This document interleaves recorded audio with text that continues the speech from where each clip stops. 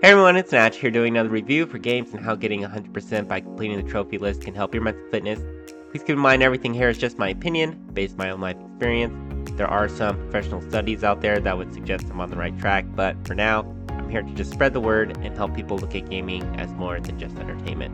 So with that, let's jump right in. Today I'm going over Borderlands 3, developed by Gearbox Software, released for PS5 in 2020. Borderlands is both single player and multiplayer. But regardless, you will need an internet connection to complete the game. Before playing this game, I am very familiar with the Borderlands series. I think it's a fantastic franchise and consistently puts out high quality games.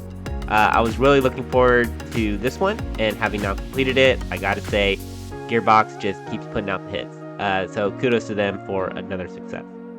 Okay, so before we get into the fun stuff, some of you might be asking, is this appropriate for kids to play? In short, nope. But let's take an organic look at it anyways.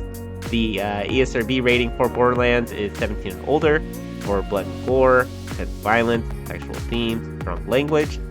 Yes, that's all found in there, and I'll say that this is one of those rare times where I generally agree with ESRB and what they say.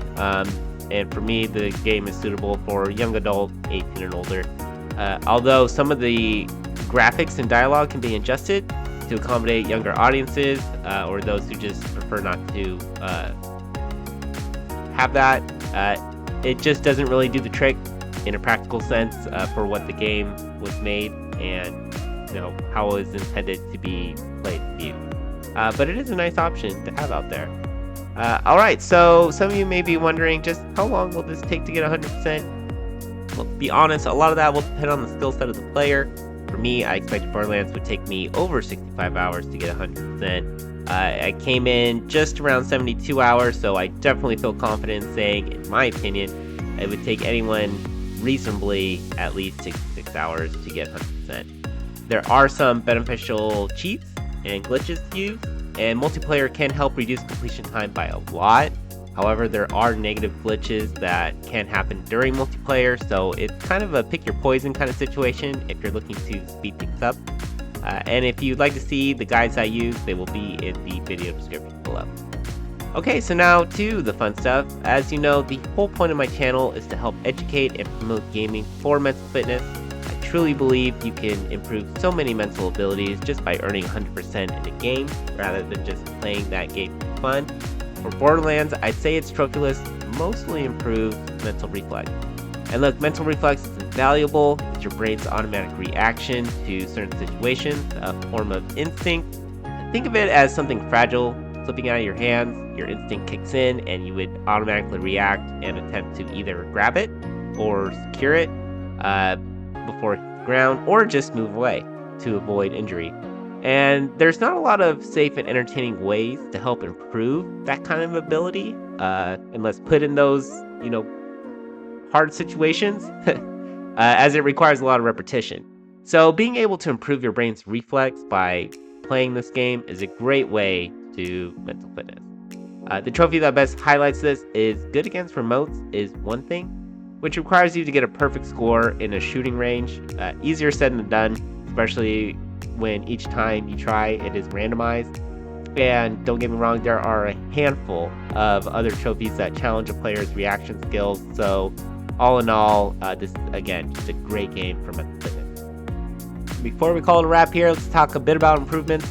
When I think about trophies that would have reflected Borderlands and have been helpful for mental fitness, making trophies for completing the Takedown DLC that they had would have been some. The Takedown DLC was clearly the hardest challenge Borderlands had to offer, but they didn't put any trophies to it.